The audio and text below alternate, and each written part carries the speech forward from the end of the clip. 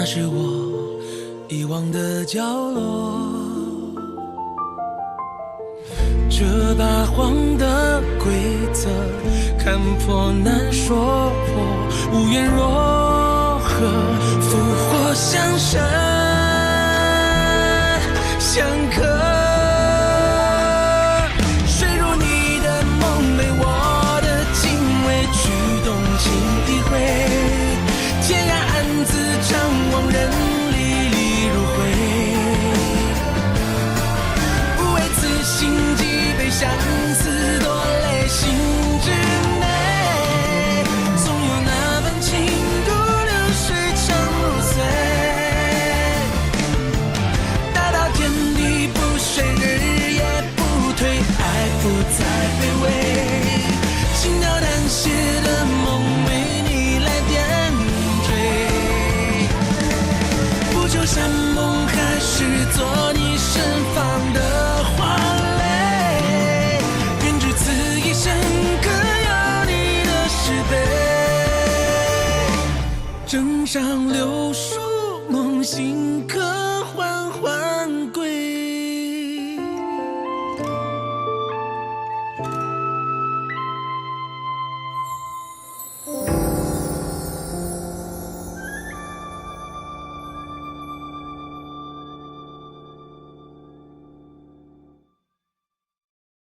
都放在里面。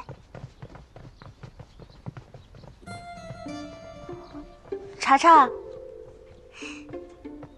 殿下，这是在干什么呀？西泽大人，你怎么来了？我搬过来和夫人同住，有什么不对吗？同住？那晚上呢？当然是和夫妻一样，睡在一起了。不行，为什么不行？这么大的事情你都不跟我商量一下，我说不行就不行。查查，你们先在这等一下，你让他们把西泽大人的东西都搬到东厢房去，以后西泽大人就在东厢房住。可是西泽大人说的有理，查查也觉得夫妻理应住在同一个房间里。说得好。但是夫人坚持，查查，你去新取一床榻，放在她床边，我们同房不同榻，这总可以了吧？是什么事？查，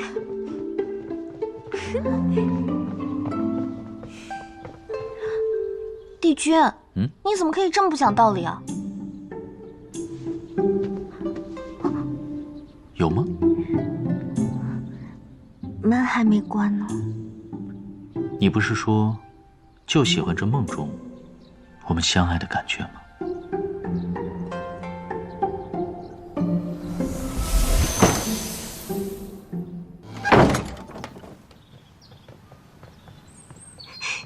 大人，大人，你是去找殿下吗？我去向殿下道声歉。请跟我来。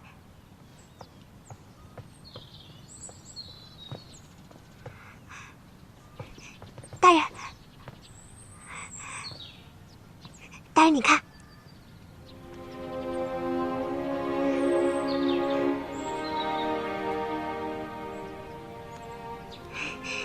大人来的不巧，西泽大人刚搬进殿下房内，现在不方便呢，改日吧。今天为什么看起来格外的美呢？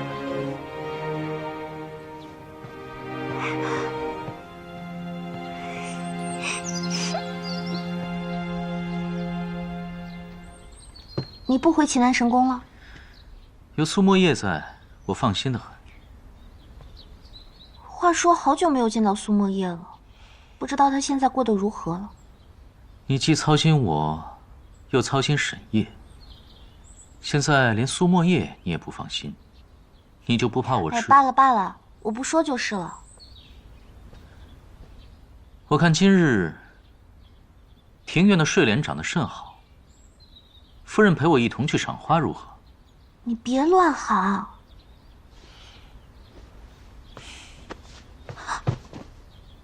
我说错了吗？夫人，夫人，夫人，夫人，夫人，夫人，行夫人。了行了，我去就是了。走吧。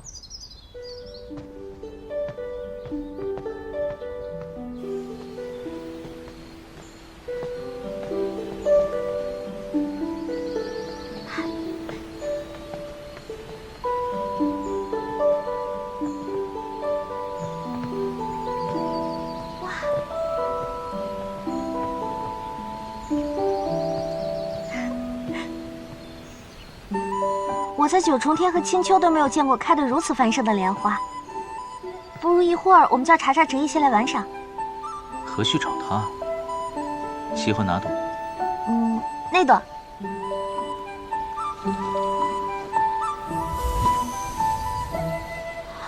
哎呀，你真是……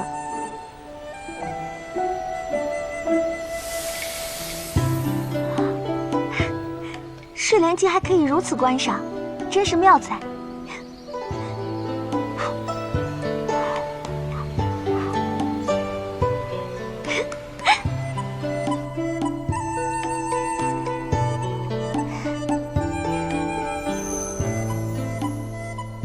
你又乱用法术，你喜欢吗？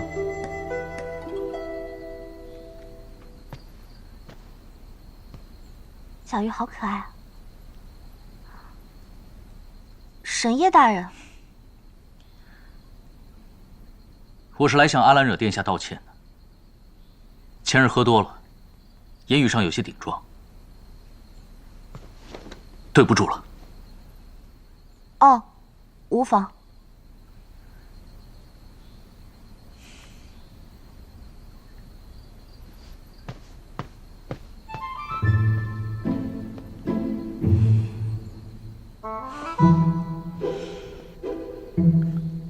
他这么晚还来找你，真是不避嫌。当初你那么晚同姬恒在房中作画，我全在门口之时，我可曾说过什么？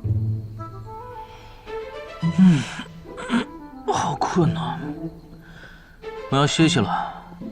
夫人自己先赏会儿鱼吧。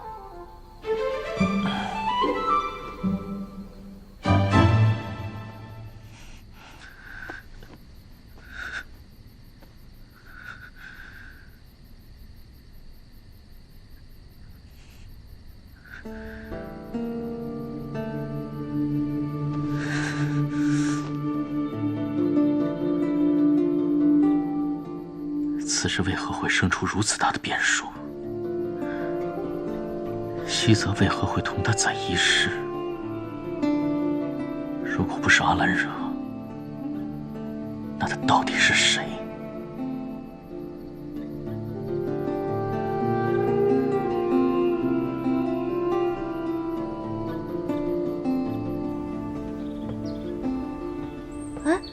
你准备出门啊？待了这么多日，今日要回神宫一趟，看看法器打造的进展。你们到底在做什么法器啊？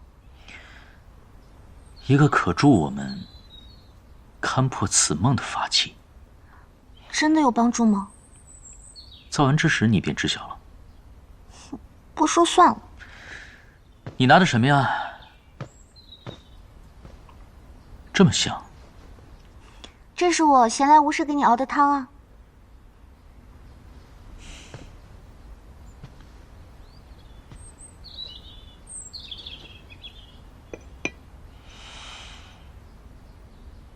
美味，美味，天下至味。尝都没尝呢就敷衍我。等你造完之时再喝吧。你这么好的汤，我不舍得。那你就现在喝完再走啊。遵命。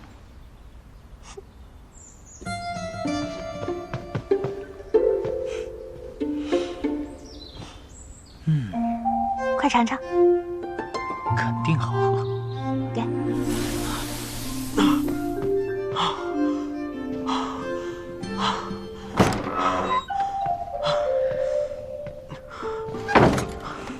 怎样了？帝君，你可回来了。总体而言，还算顺利。现下坯子已经成型了。留你一人在此之境，辛苦。不敢，帝君之命，我自当竭尽全力。你回去歇息吧，剩下的交给我。不，帝君，我跟你一块儿。这法器打造不得马虎，你回去休息2日，再回来。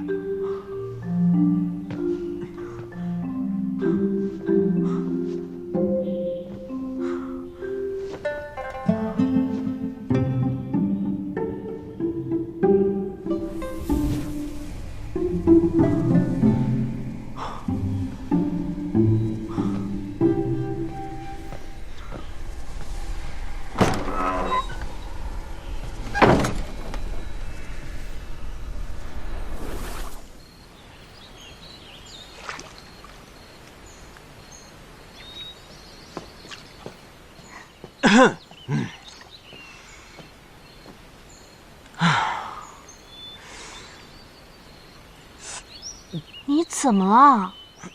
这还是那个西海第一风雅的苏二皇子吗？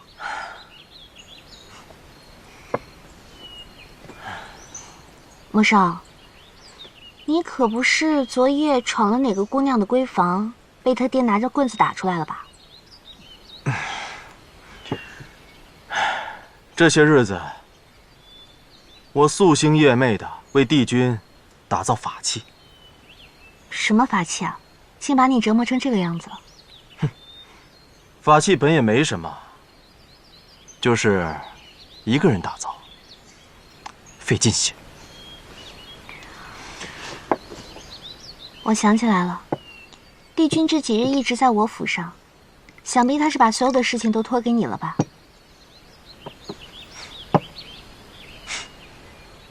你知道就好。我告诉你啊，之前在最紧要的时刻，你让查查送那个什么糖狐狸过来，帝君拿到那破东西，二话不说，将后头诸事全抛给我一个人，径直下了山。我说这话也不是要怪罪于你，但你要体谅。今日我会变成这个样子，全是因为我连着7、8日大耗仙力，不眠不休，且未曾合过眼。此时呢，还能有口气同你说话，着实是我命硬。哎呀，行啦，帝君那么重情义的人，待他法器制成之日呢，他自然会好好报答你的。报答？怎么报答？我想想啊，第一呢，你又不缺珠宝，第二你也不爱美人，我猜帝君呢必定会选一种更有情义、更为珍重的报答法。譬如，他会亲自下厨做一桌小宴，好好的款待你一下。帝君亲自下厨？不，他若是想不起来报答，你千万别提醒他，知道吗？哎，罢了，此事先不议了。我今日回来呢，其实是有事想问一问你。沈烨那边的情况如何？这几日可有什么不妥当的地方吗？他没来招惹我，应该就算妥当了吧。他原本就不会先来招惹你，从前对阿兰惹如此，此时对你也理当如此。不过话说回来，前几日他醉了，对我说了些胡话。胡话？他说了什么？他跟我讲，他跟我什么都有可能。比如路人、仇人、死敌，但唯独没有那种可能。后来他说着说着就醉倒了，我也没问出个所以然来。他理当毕生谨记这句话，毕生奉守这句话。这对阿兰惹来说才是一件幸事。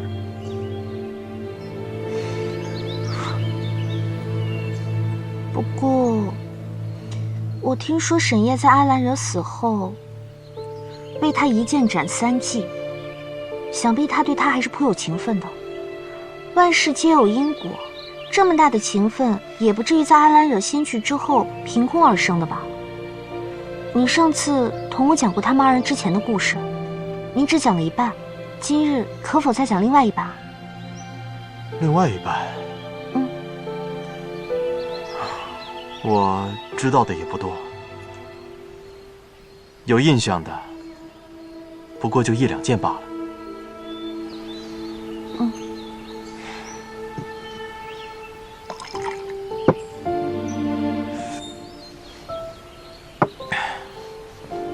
之后，阿兰惹的日子过得倒是挺清闲的，除了习字、听戏之外，还会替告假的夫子教射御。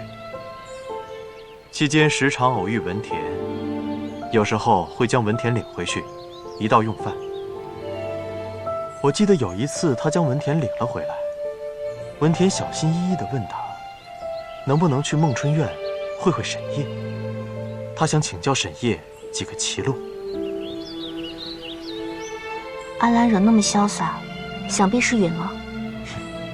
没错，阿兰惹的气度啊，是我平生见过最从容、最潇洒的。此后，文田便经常出入孟春院，与沈夜下棋。文田似乎瞧上了沈夜，而沈夜对他呢，也是高看一眼。眼看两人各自相安无事，但接着却发生了一个意外。什么意外？这个意外与西泽大人有关。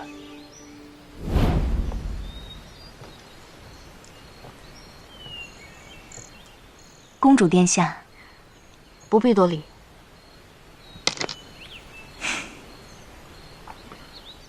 听老管事说，你练剑需要一位秘才，是产于岐南后山的石头。他们为帮你搜罗周全，还需你亲自去挑拣。明后日我正好要去探探西泽，我们一道去吧。你这是可怜我，如同囚鸟般被困在这里，给我的恩惠。你若说是恩惠，那便是恩惠吧。岐南山无军令事辖，不可妄入，但我很想去见识见识，届时可否同去？你自然要同去。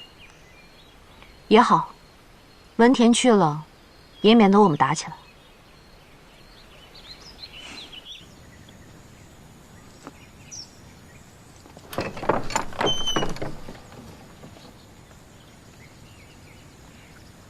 走吧。殿下，那我们先去采石了。去吧。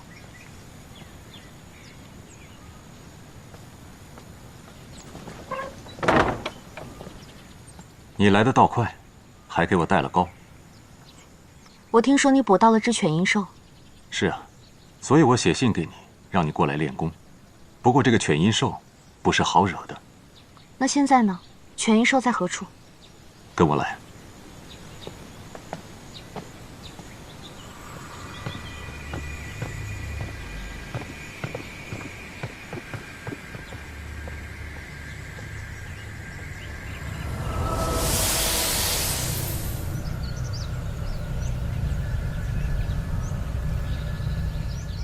这头犬鹰兽为祸多年，我好不容易才将它捉住。在所有灵兽当中，它的身形活动最快，它的身上没有痛感，最适合练功。若你能将它射中，梵音谷便没有射不中的东西。那我便去会会他。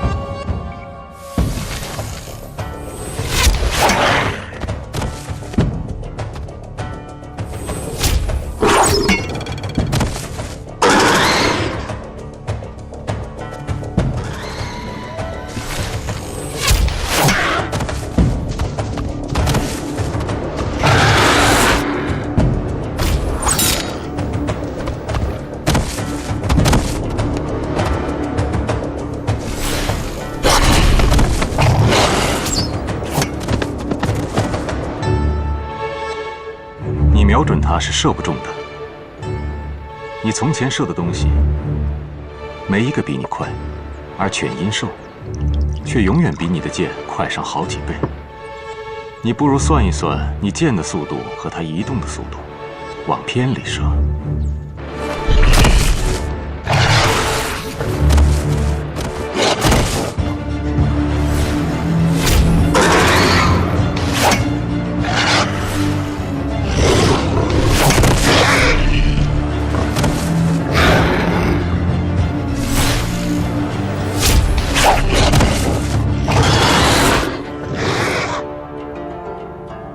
阿兰惹，差不多可以出来了。短时间内射不中是很正常的，别因为疲累被他给吞了。再给我半炷香，如果射不中我就出去。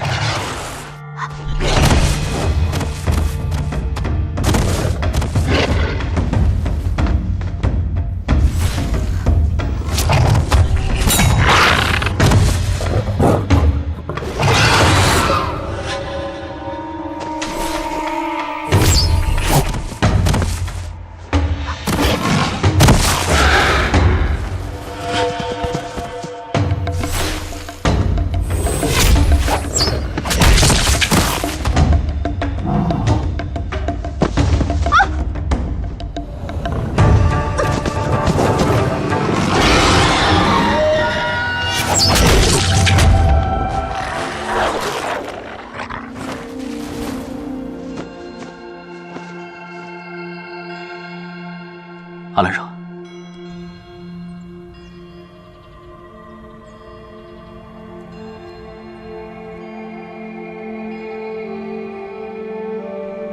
阿兰惹，深夜。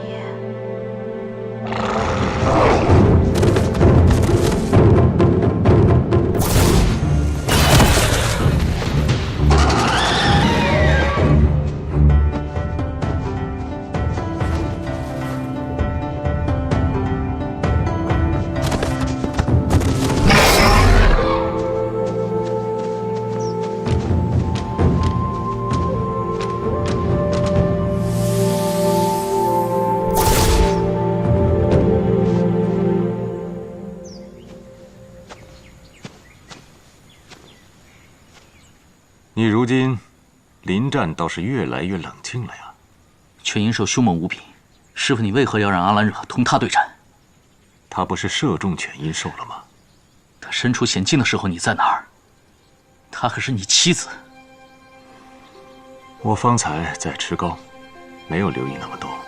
更何况，有一纸婚约就是夫妻吗？我跟阿兰惹都不这么认为。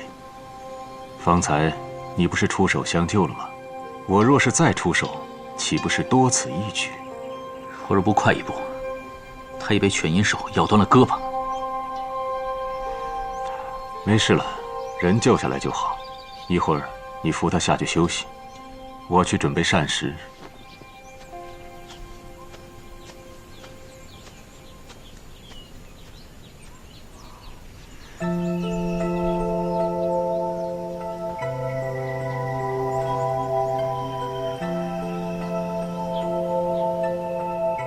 你不是嫌我的血脏吗？为何此时要让他污了你的手？你很愤心。你喜欢上我了，深夜。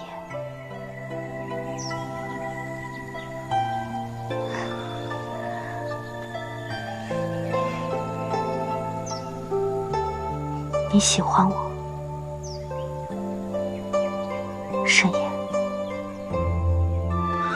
你别乱动。我现在头很痛，你笑一个给我看看。越发放肆了。是不是从没有人像我这样捏着你的下巴调戏过你？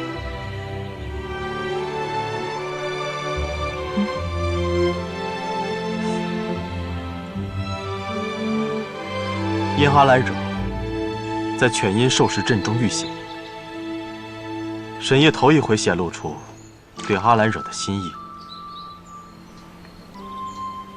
听你讲上半段的时候，对于沈烨是不是喜欢阿兰惹，我着实替他捏把汗。如今听到后半段，我倒是觉得这个结局还挺不错的。这可不是什么结局，而后还有许多事，算得上好的，却只有这一件。那时西泽同阿兰惹还是夫妻吗？是，但西泽大人无心在儿女情事上，这桩婚事对他来说根本就毫无意义。那为何西泽大人不去成全阿兰惹和沈烨在一起呢？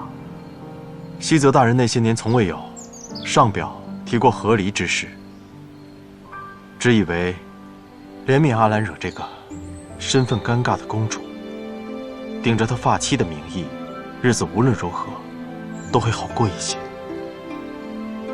而且，就算他们俩和离了，沈烨和阿兰惹也不可能明着在一起。这么看来，西泽大人还真是一个重情重义的好人。那后来呢？沈烨和阿兰惹又怎么样了？自齐南后山那一日后，沈烨仍被困在阿兰惹府中2年。但是他们发生了什么，我也不太清楚。那时恰逢西海有事，我便回了西海。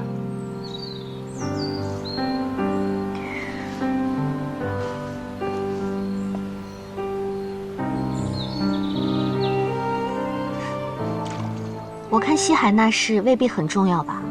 你是不想待在梵音谷，看见阿兰惹和沈烨整日待在一起吧？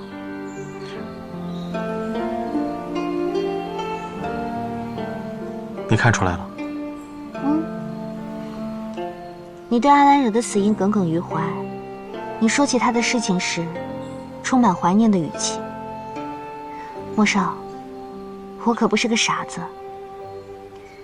那时候阿兰惹和沈烨已经互明心意，就算你对阿兰惹亦有心，但是你也什么都不能说，什么都不能做。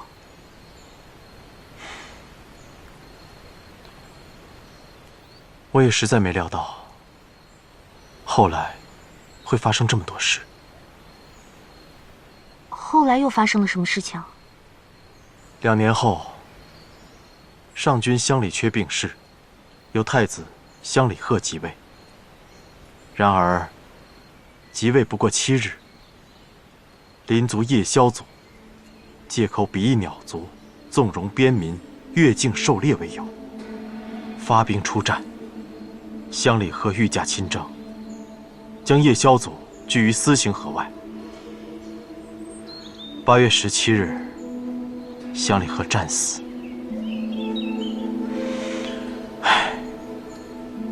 乡里贺本无子嗣，按照王位继承的顺序，当时菊诺已被贬为庶民，理应由阿兰惹继位。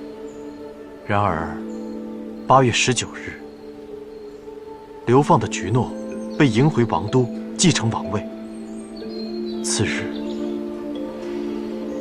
阿兰惹却自缢身死。自缢？怎么可能啊？此中详情，我也不知。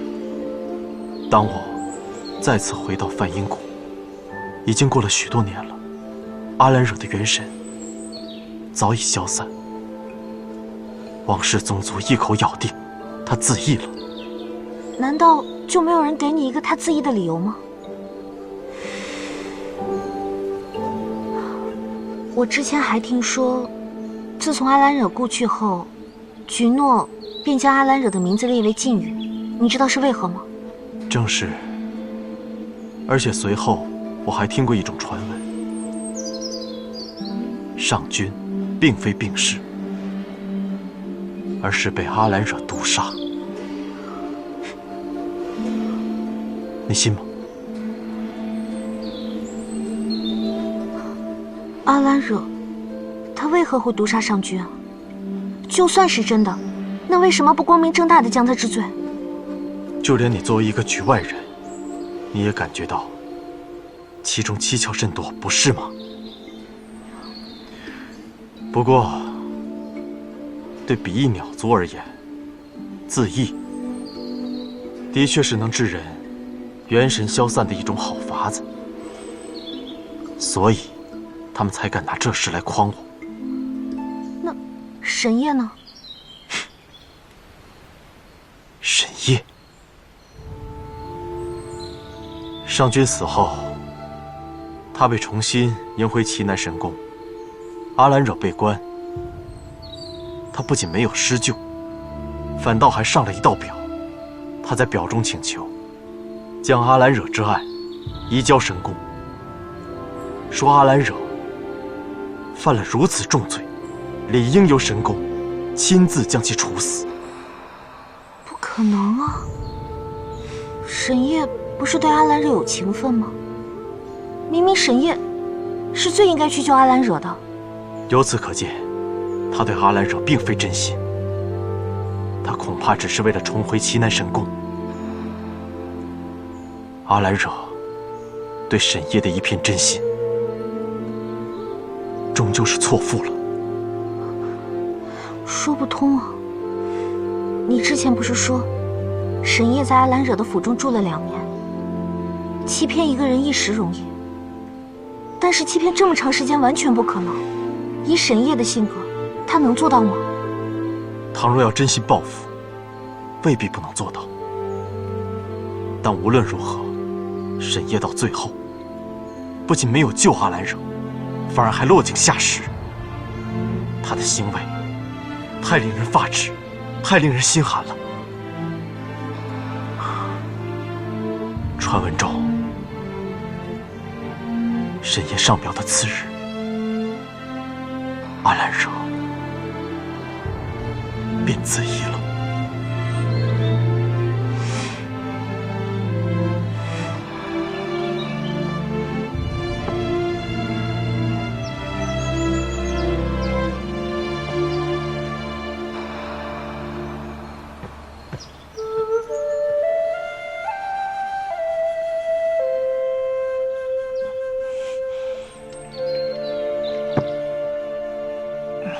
沈烨大人，进来。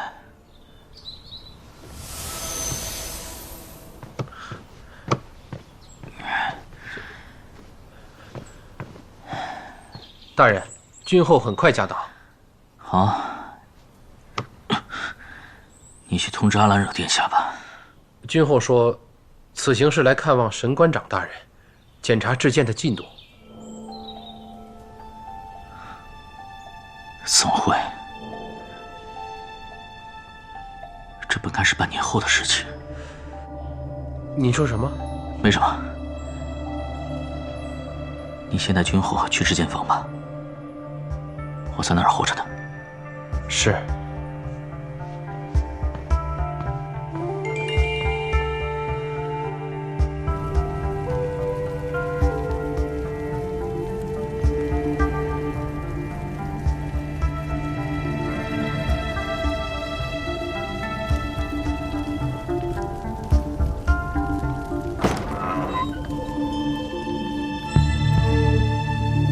神官长大人，剑制得怎么样了？君后来此，想必不只是来检查进度这么简单吧？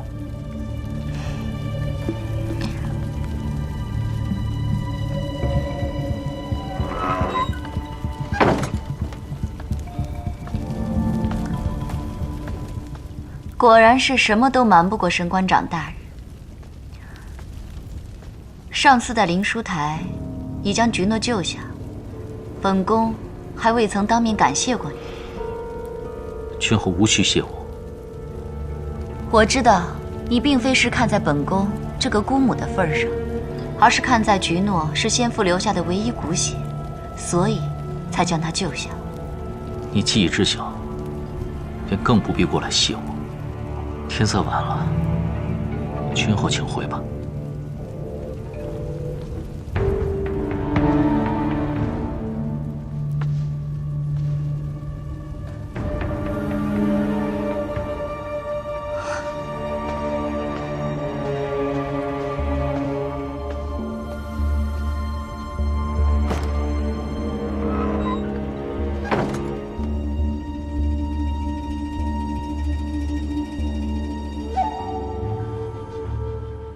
女君，起来吧。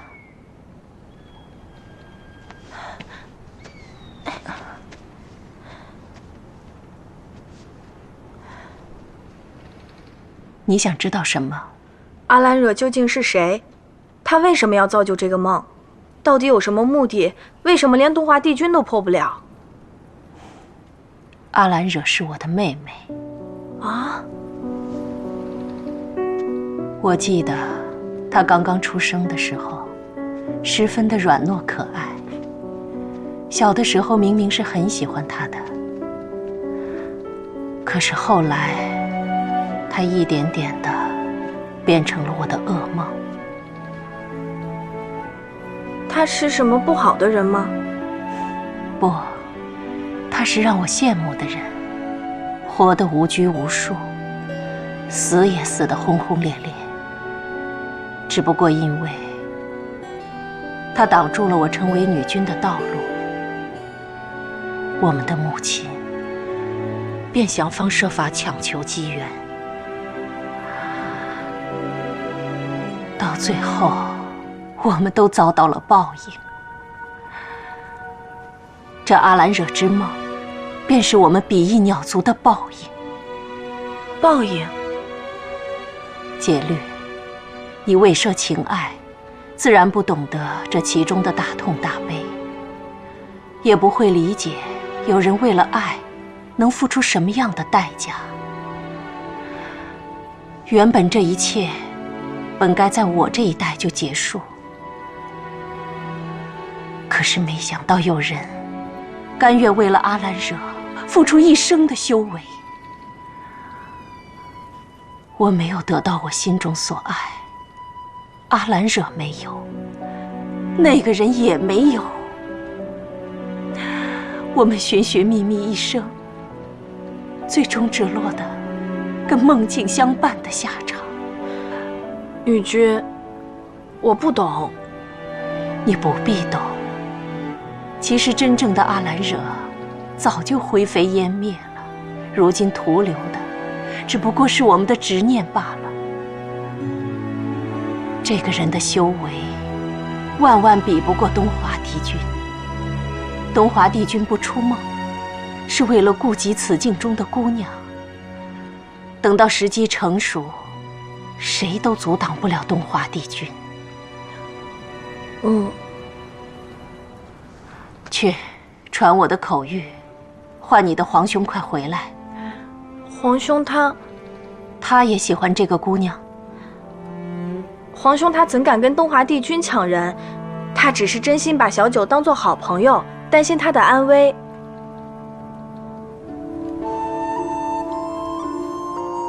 孩子，我真心的希望比翼鸟族的悲剧在我们这一代就能够终结，你们小辈都能得到你们的幸福，不必再为了虚妄的爱赌上河族的前程。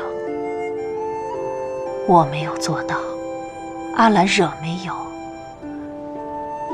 希望你们能做到。女君，去吧，快去把你的皇兄唤回来吧。是。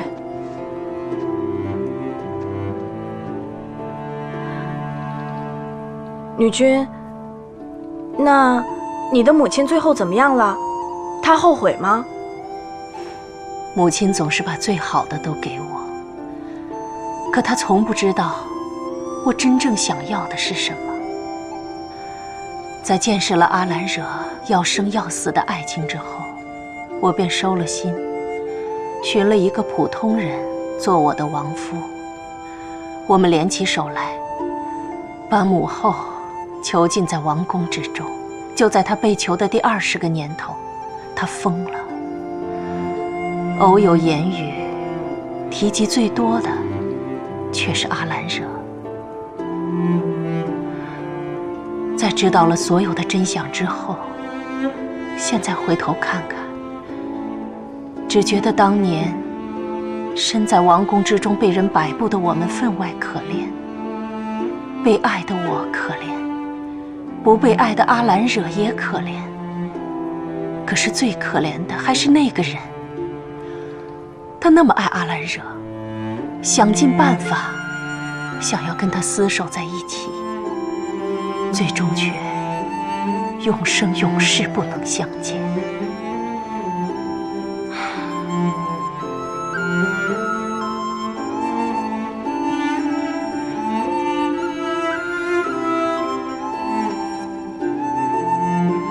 后悔吗，母后？东华帝君入梦，定可终结沈夜一手造下的结界。待他出梦，梵音国自可恢复正常。你一手造下的孽，终于可以真正结束了。菊诺真这么说？说是帝君在等一个时机？不敢欺瞒三殿下。既然这样，就更不会有什么问题了。你先带他回去吧，我在这守着，有什么事我再唤你。是。唉，巧者劳，智者忧，表现的无能些，才不会被浮生浮世所负累。明知道我喜欢逍遥，非要我在这儿兜着这个局面。东华，若你有知，别再沉溺情情爱，赶紧出梦可好？